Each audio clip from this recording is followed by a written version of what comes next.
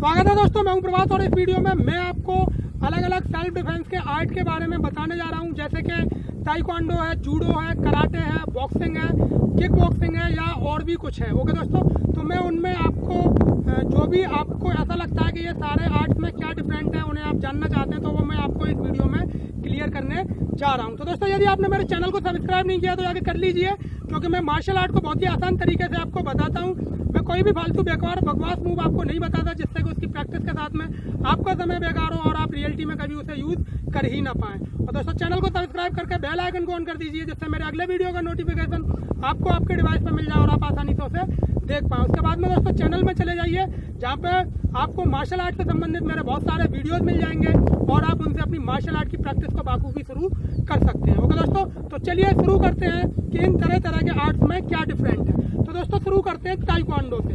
तो दोस्तों, जो ताइक्वांडो होता है, इसमें अधिकतर किक्स का यूज किया जाता है, यानी कि हम अपने पैरों का इस्तेमाल करते हैं। और दोस्तों, इसमें आजकल ये देखने के लिए मिल रहा है कि कुछ पंचेज भी इस्तेमाल किए जाते हैं, लेकिन वो पंचेज प्रॉपरली आप ताइक्वांडो में ही इस्तेमाल कर सकते हैं। रियल फाइट में उन पंचेस को आप इस्तेमाल नहीं कर सकते। और यदि आप रियल फाइट में इस्तेमाल कर सकते हैं तो बिल्कुल आप उस बंदे पर इस्तेमाल कर सकते हैं जो कि पूरे तरीके से नॉर्मल है, कमजोर है, आप सिर्फ उस पर इस्तेमाल कर सकते हैं उन पंचेस को। तो ताइक्वांडो जो है उसमें अधिकतर किक्स का इस्तेमाल किया जाता है। दोस्तों ताइक्वांडो एक अच्छी आर्ट है जिसमें कि किक्स इस्तेमाल होती हैं। 75 से % लगभग 75 और 75 से एबव इसमें किक्स इस्तेमाल होती हैं। पंचेस बहुत ही कम होते हैं, कुछ एक स्ट्रेट पंचेस होते हैं जो कि रियल फाइट में किसी काम के नहीं होते। ओके दोस्तों, वो वहाँ पर ताइक्वांडो की फाइट में केवल पॉइंट गेन करने के काम आते हैं और वो रियलिटी में किसी भी काम के नहीं होते। तो दोस्तों जो पंचेस का मैटर है ताइक्वांडो में वो मैंने आपको बता दिया। और रही बात किक्स की, तो दोस्तों ताइक्वांडो में किक्स काफ़ी अच्छी होती हैं और बहुत अच्छा इनका तरीका भी होता है। लेकिन हमें देखना ये होता है कि हम जहाँ पर ट्रेनिंग ले रहे हैं हमारा ट्रेनर कैसा है, हमारा मास्टर कैसा है, ठीक है, क्या वो इस काबिल है कि वो अच्छे तरीके से सिखा सके या फिर वो आपके मूवमेंट्स को क्लियर कर सके। ओके, ये आपको देखना होता है। यदि आप किसी ऐसी जगह पे हैं कि जहाँ पे लिखा हुआ है ताइक्वांडो और उसके बाद में आप वहाँ पर ज्वाइन किए हुए हैं, उल्टे सीधे हाथ पैरों को फेंक रहे हैं, ओके, तो इससे कुछ भी नहीं होने वाला है। क्योंकि सबसे बड़ी प्रॉब्लम आजकल ये है हम लोगों के साथ में कि हमें जानकारी ही नहीं होती, हमें बिल्कुल भी पता नहीं होता। हमें बस ये पता चल जाए कि ये ताइक्वांडो सिखाया जा रहा है और पेपरों में खबरें निकलती रहती हैं, तरह तरह के न्यूज़ आते रहते हैं कि फलानी जगह पे लड़े 27 गोल्ड मेडल जीते, फलानी जगह पे लड़े 52 गोल्ड मेडल जीते, फलानी जगह पे लड़े 11 गोल्ड मेडल जीते, ये जीते वो जीते, यहाँ से जीते वहाँ से जीते। तो ये चीज़ें जो होती हैं ये आपको कंफ्यूज करने वाली होती हैं। ओके, और दोस्तों मैं यहाँ पे एक मैटर क्लियर कर दूं कि वो जो गोल्ड मेडल्स होते हैं वो किसी अदर आर्ट्स में नहीं, ताइक्वांडो वाले के ही साथ में लड़के जीतता है। ओके, तो दोस्तों मेरा कहने का मतलब ये है कि जब सभी एक से हैं तो वहाँ पे कोई फर्क नहीं पड़ता कौन जीत रहा है या कौन हार रहा है। जब आप इन ताइक्वांडो वालों की फाइट को देखेंगे, टूर्नामेंट फाइट को, तो आपको वहाँ पे पता चल जाएगा कि किस तरीके की फाइट होती है। ओके दोस्तों, वो आपको जरूर देखनी चाहिए यदि आपको मौका मिल रहा है तो। दोस्तों ये जो फाइट्स होती हैं जो कि आजकल यदि मैं बात करूं तो अपने इंडिया में जो हमें देखने के लिए मिल रहा है तो वहाँ पे हमें कुछ खास देखने के लिए नहीं मिलता है। हमें कभी कभी अच्छा देखने के लिए मिलता है कि ताइक्वांडो फाइटर्स बहुत अच्छे होते हैं, ऐसा कभी कभी देखने के लिए हमें मिलता है। तो दोस्तों ये डिपेंड करता है टोटली प्रैक्टिस पर कि आपकी जो प्रैक्टिस है वो अच्छी होनी चाहिए। ताइक्वांडो एक बेहतरीन आर्ट है और आपका यदि ट्रेनर अच्छा है, आपका मास्टर अच्छा है तो आप इसे सीख सकते हैं। ओके दोस्तों, लेकिन यदि मैं बात करूं रियल फाइट की तो जब विरोधी आपके क्लोज हो जाता है तो आपकी सारी की सारी किकें बेकार हो जाती हैं। ओके दोस्तों, तो वहाँ पे कुछ किक्स होती हैं जो कि वर्क करती हैं लेकिन उन्हें भी आप हिट नहीं कर सकते क्योंकि आपका विरोधी आपके लिए एक ही जगह पर खड़ा नहीं रहेगा। ओके, तो ये आपको ध्यान रखना है। तो दोस्तों ये जो आर्ट है काफ़ी अच्छी है और लेकिन इसमें एक कमी है कि जब सामने वाला आपके क्लोज हो जाता है तो वहाँ पे आपकी किकिंग पूरे तरीके से बेकार हो जाती है। और दोस्तों एक और बात मैं कहना चाहूँगा ताइक्वांडो के बारे में कि अपने इंडिया में तो नॉर्मली ताइक्वांडो को किया जाता है और जो बेस किकें होती हैं उन्हें अक्सर किया जाता है जो कि रियल फाइट में फ़ायदेमंद होती हैं और वर्क करती हैं। लेकिन यदि बात करें विदेशीन की तो वहाँ पर दोस्तों अलग अलग तरह की किक है। 540 तक बढ़िया है, 540 रिवर्स हुक वहाँ तक सही है, लेकिन उसके बाद में 720 ये किक वो किक ऐसे घूमना, जिम्नास्टिक मूवमेंट्स के साथ में किक्स यूज़ करना, तो दोस्तों वो सिर्फ एक स्टंट है। रियल फाइट में वो कभी भी यूज़ नहीं होने वाले हैं क्योंकि वहाँ पे एक टारगेट दिया जाता है और वो प्रैक्टिस करते हैं उस टारगेट पर हिट करने की। लेकिन यदि रियल फाइट में आपके सामने आपका दुश्मन है तो वो वहाँ पर खड़ा नहीं रहेगा, अपने चेहरे को आपके लिए आगे नहीं कर देगा कि लो भाई इस पर हिट कर लो, ठीक है। आपको वहाँ पे इतना घूमना या ऐसे उछलना वैसे उछलना सब बेकार होने वाला है और वहाँ पे रियल फाइट में आप किसी भी तरीके का ये यूज़ नहीं कर सकते। और दोस्तों रियल फाइट में आप सिर्फ 180 जंप रिवर्स हुक को हिट कर सकते हैं। 360 जो रिवर्स हुक किक होती है उसे भी हिट करना मुश्किल है और 540 को आप सिर्फ तभी हिट कर सकते हैं जब आपका दुश्मन पूरे तरीके से पस्त हो। और दोस्तों रही बात 540 को नॉर्मली हिट करने की या फिर ये जो 720 किक्स हैं तो इनमें आपको घूमने के लिए इतना समय चाहिए कि सामने वाला आपके सामने जो खड़ा है वो बेवकूफ़ नहीं है। जैसे ही आप घूमना चाहेंगे या चालू करेंगे जस्ट आप में एक किक पड़ेगी और आप कम से कम 4 फीट दूर डले दिखाई देंगे। ओके दोस्तों, तो ये इन किक्स की रियलिटी है। तो दोस्तों प्रैक्टिस वही कीजिए जो कि काम आने वाली है, फालतू की प्रैक्टिस मत कीजिए, क्योंकि वो सिर्फ आपके समय की बर्बादी है और आप उसे रियलिटी में कभी यूज कर नहीं सकते। लेकिन यदि आपको सिर्फ डेमो देना है या आप सिर्फ पैसा कमाना चाहते हैं, इन चीज़ों को दिखाना चाहते हैं, तो फिर आप इन्हें कर सकते हैं। लेकिन यदि आपको रियल में फाइटर बनना है तो दोस्तों ये सारी की सारी बेकार की प्रैक्टिस है, मत कीजिए। मैं आपसे कहूँगा कि आप 540 तक जाइए यदि आप ताइक्वांडो के प्लेयर हैं, तो इससे ज़्यादा की प्रैक्टिस मत कीजिए, क्योंकि आपका जो सामने जो फाइटर है जो खड़ा हुआ है वो बेवकूफ़ नहीं है। ओके दोस्तों, तो ये है ताइक्वांडो का मैटर। एक अच्छी आर्ट है और आप इसे कर सकते हैं, लेकिन रियल फाइट में जब दुश्मन क्लोज हो जाता है तो वहाँ पे ये वर्कलेस हो जाती है।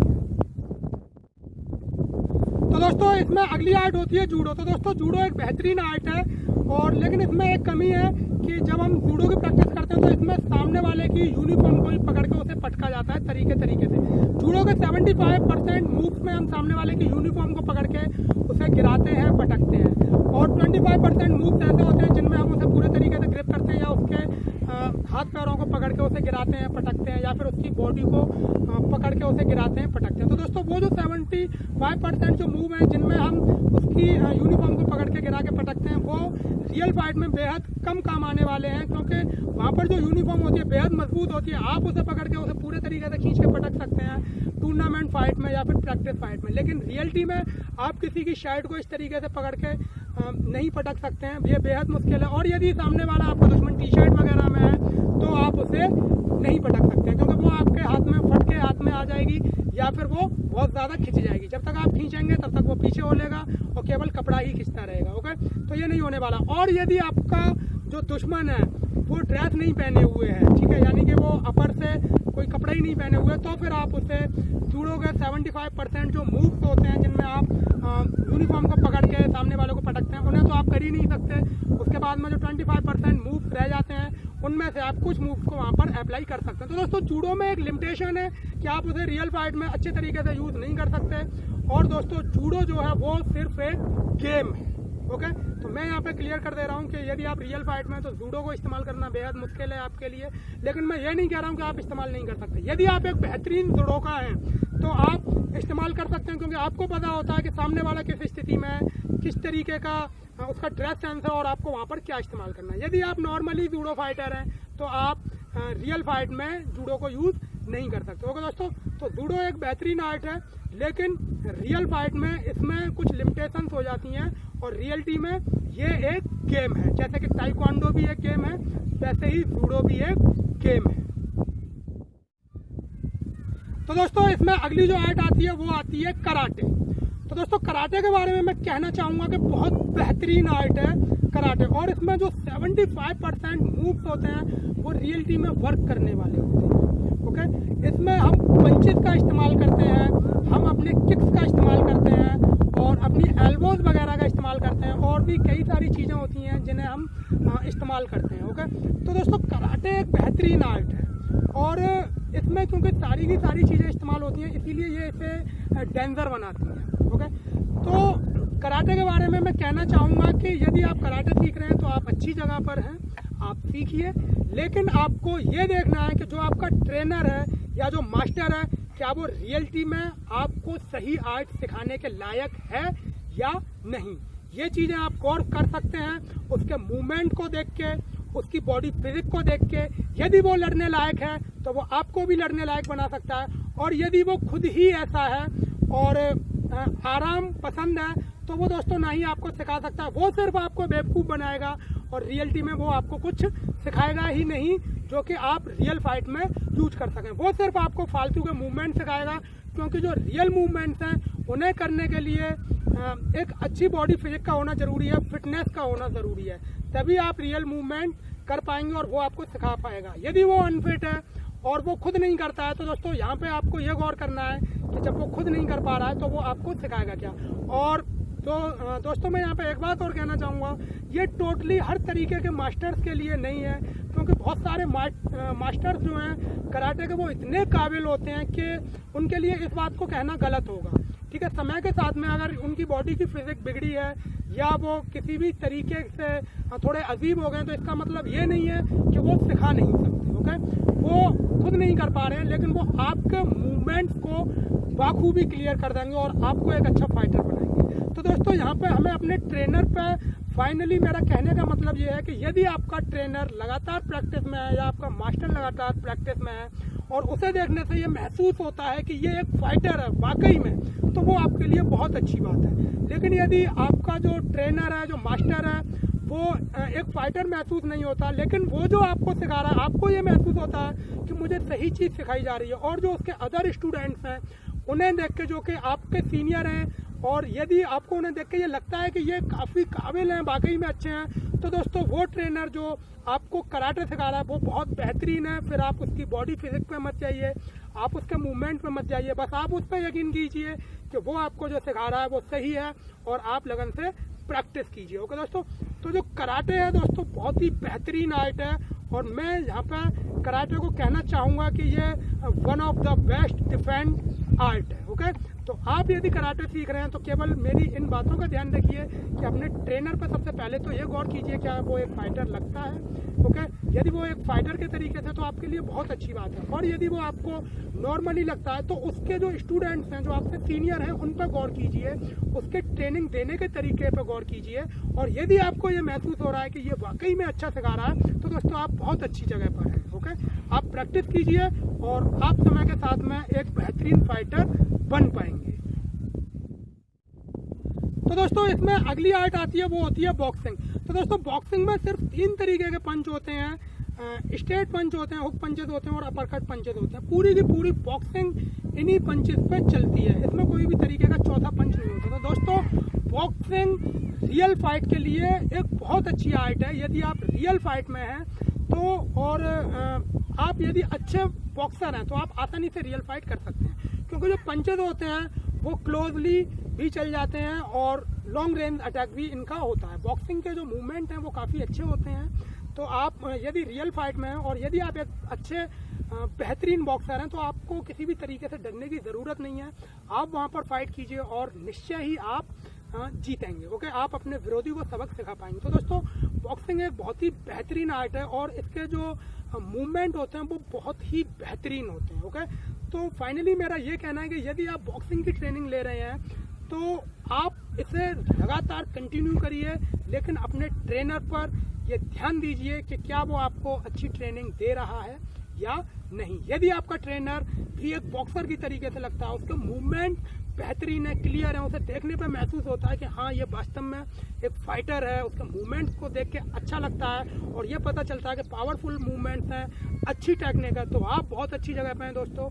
और मैं यहाँ पे एक बात और कहना चाहूँगा कि यदि आपका ट्रेनर एजेड है और अब वो उस स्थिति में नहीं है या फिजिक्स वगैरह उसकी समय के साथ में बेकार हो गई है, तो आप ये मत सोचिए कि वो आपको सिखा नहीं सकता। बस उसके सिखाए हुए जो आपके सीनियर्स हैं उनकी प्रैक्टिस पर गौर कीजिए, उसके बताने के तरीके को देखिए, उसके समझाने के तरीके को देखिए, और फिर आप वहाँ पर डिसाइड कीजिए कि आपको उस ट्रेनर से ट्रेनिंग लेनी है या नहीं। तो दोस्तों फाइनली मेरा ये कहना है कि बॉक्सिंग बहुत अच्छी आर्ट है रियल फाइट के लिए। ओके, आप इसे यदि सीखते हैं तो आप एक अच्छे बॉक्सर होंगे और रियल फाइट में आप इसे आसानी से यूज कर सकते हैं और खुद का डिफेंस कर सकते हैं और सामने वाले को बेकार कर सकते हैं।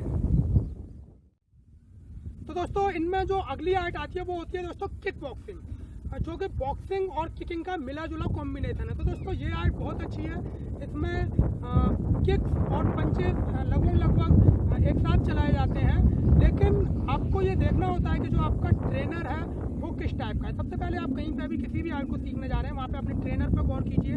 यदि वो एक फाइटर के तरीके से लगता है और उसके मूवमेंट क्लियर है, अच्छे हैं, शार्प हैं, तो आप बहुत अच्छी जगह पर हैं। ओके, और यदि वो नॉर्मल पर्सन लगता है तो फिर आपको उसके द्वारा सिखाए हुए अपने सीनियर्स पर गौर करना है, उनके मूवमेंट्स को देखना है, उसके सिखाने के तरीके पर ध्यान देना है। तो दोस्तों किक बॉक्सिंग एक बहुत अच्छी आर्ट है और इसमें क्योंकि किक्स जो होती हैं वो लॉन्ग रेंज अटैक होती हैं, पंजेस जो होते हैं वो क्लोज रेंज और लॉन्ग रेंज अटैक होते हैं, तो आप आसानी से एक अच्छे फाइटर बन सकते हैं और रियल फाइट में आप इसे यूज कर सकते हैं बिना किसी परेशानी के। ओके दोस्तों, तो मैं आपके लिए बोलूँगा कि यदि आप किक बॉक्सिंग सीख रहे हैं तो ये बहुत अच्छी बात है, आप लगातार ट्रेनिंग कीजिए, लेकिन आप पहले ये डिसाइड कीजिए कि जो आपका ट्रेनर है क्या वो आपको सही तरीके से बता रहा है या नहीं। तो दोस्तों इसमें जो अगली आर्ट है वो है कुंग-फू।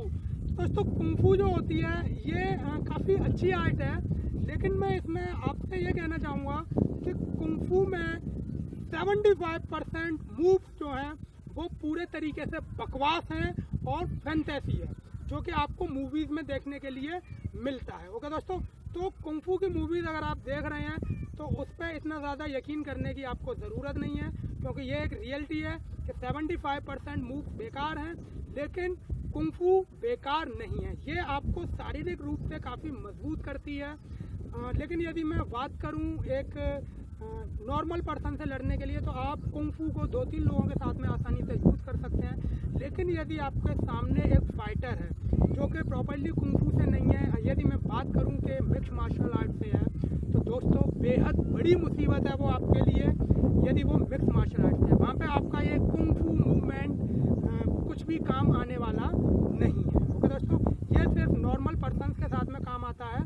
मैं यहाँ पे दोस्तों कुंग-फू को बेकार नहीं बता रहा हूँ, ये अच्छा आर्ट है, आपकी शारीरिक मजबूती रहती है, लेकिन कुंग-फू में से केवल 25% मूवमेंट ऐसे होते हैं जो कि आपके रियलिटी में काम आते हैं। बाद बाकी सारे के सारे मूवमेंट बकवास हैं। बकवास से मेरा मतलब है कि उल्टे सीधे स्टांस लेना, इधर से उधर, उधर से इधर, इधर घूमना, उधर घूमना, हाथ पैरों को मोड़ मोड़ के दिखाना। तो दोस्तों रियल फाइट में ये चीज़ें नहीं चलती हैं, वहाँ पे सीधे सीधे मारपीट होती है। और यदि आपको रियल फाइट देखनी है तो MMA देखिए, UFC देखिए। ओके, तो आपको पता चल जाएगा कि रियल फाइट क्या है। यदि आप कुंग-फू के मूवीज़ को देख के ये समझते हैं कि ऐसे हम लड़ लेंगे, तो दोस्तों आप बहुत बड़ी गलत फहमी में हैं। ओके, आप ऐसे नहीं लड़ सकते। तो दोस्तों यदि आप कुंग-फू सीख रहे हैं तो कुंग-फू में मैं आपसे कहना चाहूँगा कि जो हथियार वगैरह की ट्रेनिंग होती है वो काफ़ी अच्छी होती है। और ये हथियार वगैरह के जो मूव्स होते हैं ये बाद बाकी बचे 25% में ही आते हैं, और कुछ एक किक पंचेस भी होते हैं, लेकिन उसमें देखने के लिए ये आता है कि उसके जो किक पंचेस होते हैं वो उस तरीके से शार्प नहीं होते जैसे कि अदर आर्ट्स में शार्प होते हैं। ओके दोस्तों, वो वर्क करते हैं लेकिन नॉर्मली पर्सन पे। यदि आप YouTube पे लगातार इन चीज़ों को देखने वाले हैं तो अभी कुछ वक्त पहले वीडियोज़ आया था, शायद 2 साल हो चुके हैं, जिसमें कि एक ताई ची मास्टर और एक जो है MMA के मास्टर से लड़ा था। ओके, तो उस दोस्तों यदि आप सर्च करेंगे तो वो वीडियो आपको मिल जाएगा और आप उसे वहाँ पे देख सकते हैं कि रियलिटी में ये ताई ची वगैरह और ये कुंग-फू वगैरह, ये जो फैंटेसी हैं, इनकी रियलिटी क्या है। ओके, ये आपको वहाँ पे पता चल जाएगा। दोस्तों मैं यहाँ पे विरोध नहीं कर रहा हूँ, क्योंकि देखने में ये आता है कि आर्ट कमज़ोर नहीं होता, कमज़ोर होता है उसे करने वाला, क्योंकि वो उस तरीके से प्रैक्टिस नहीं करता। कमज़ोर होता है उसको सिखाने वाला, क्योंकि उसकी खुद ही की प्रैक्टिस नहीं है तो वो सामने वाले को सिखाएगा क्या। दोस्तों ये सबसे ज़्यादा मैटर करने वाली चीज़ होती है। लेकिन यदि आप कुंग-फू को किसी बढ़िया ट्रेनर से सीख रहे हैं, एक अच्छे मास्टर से सीख रहे हैं, तो आप बहुत अच्छी जगह पे हैं। बेशक आप 75% प्रैक्टिस जो बेकार कर रहे हैं, लेकिन जो 25% है वो रियल लाइफ में आपके काम आएगी, और आप नॉर्मल पर्सन जो होते हैं उनसे लड़ने के काबिल होंगे। आप 5, 6, 8, 10 लोगों तक को एक साथ हैंडल कर सकते हैं अपनी सालों की मेहनत से। और दोस्तों यदि आप सोच रहे हैं कि आप एक फाइटर से लड़ सकते हैं जो कि मिक्स मार्शल आर्ट से है, तो आपके लिए ये बेहद मुश्किल होने वाला है, क्योंकि वो रियलिटी में एक मुसीबत है। ओके दोस्तों, तो ये है। और यदि आप कुंग-फू सीख रहे हैं, आप किसी ताइक्वांडो वाले फाइटर से, कराटे वाले फाइटर से, बॉक्सर से, किक बॉक्सर से आप इससे लड़ रहे हैं, तो जस्ट नॉर्मल है, आप लड़ सकते हैं, वहाँ पर कोई भी प्रॉब्लम आपके सामने नहीं आने वाली है। ओके दोस्तों, आपके सामने जो प्रॉब्लम आएगी वो मिक्स मार्शल आर्ट फाइटर के सामने आएगी। ओके, उसी के साथ में आपको ये महसूस होगा कि ये क्या है और मैं क्या हूँ। तो दोस्तों कुंग-फू काफ़ी अच्छा है, लेकिन 25% मूव भी इसके रियलिटी में आपके लिए वर्क करेंगे। तो दोस्तों इसमें अगली आर्ट आ जाती है जुजुत्सु, जिसमें कि अधिकतर मूवमेंट जो होते हैं वो जूडो के तरीके से ही होते हैं। ओके दोस्तों, इसमें ज़्यादातर किक्स और पंचेस का इस्तेमाल नहीं होता, सामने वाले को उठाना, पटकना, तरह तरह के से ये किया जाता है। और दोस्तों जो शुरुआत में जो जुजुत्सु आर्ट थी, इसके जो मूवमेंट थे वो काफ़ी खतरनाक थे, जिनमें के सामने वाले को जो उसके नाजुक अंग होते हैं जैसे कि आँखें वगैरह, इनमें उंगली घुसाना, इनके लिए प्रैक्टिस करी जाती थी।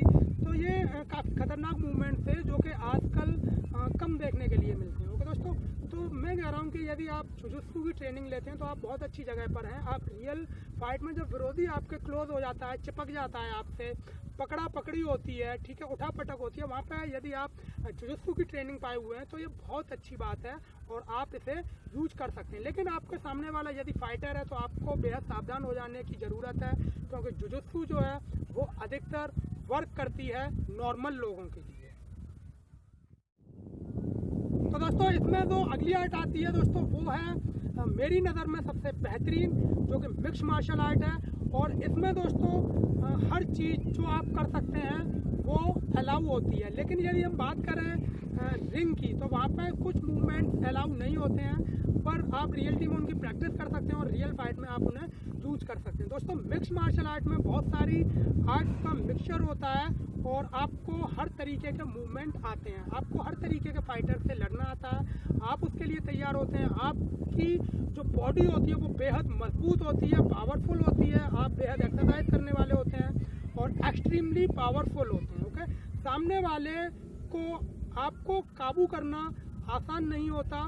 और यदि आप मिक्स मार्शल आर्ट की अच्छे तरीके से ट्रेनिंग लेते हैं तो दोस्तों इसमें हर तरीके के अटैक्स आते हैं, किकिंग, पंचिंग, एल्बो, पाम और नी, हर तरीके के अटैक्स आते हैं इसमें। ग्रिपिंग, थ्रोइंग, चॉपिंग, ब्रेकिंग, सारी की सारी चीज़ें इसमें आती हैं। तो दोस्तों ये आर्ट सब में बेहतरीन है और इसमें आपकी बॉडी को सुधार के लिए, बॉडी में पावर के लिए काफ़ी सारी एक्सरसाइजेस भी होती हैं और जो आपकी डमी ट्रेनिंग होती है उस पर ट्रेनिंग होती है, आपके जो हैवी बैग्स होते हैं उन पर ट्रेनिंग होती है और आपको हैवी बैग्स को ही उठा उठा के इधर से उधर पटक पटक के अपनी थ्रोइंग की प्रैक्टिस करनी होती है। तो दोस्तों मिक्स मार्शल आर्ट जो है बेहद पावरफुल आर्ट है और मेरी नज़र में ये सबसे बेहतरीन है और इससे ज़्यादा बेटर मैं किसी भी आर्ट को नहीं समझता। ओके दोस्तों, तो यदि आप मिक्स मार्शल आर्ट की ट्रेनिंग कर रहे हैं तो यकीन मानिए आप सबसे अच्छी जगह पर हैं। ओके,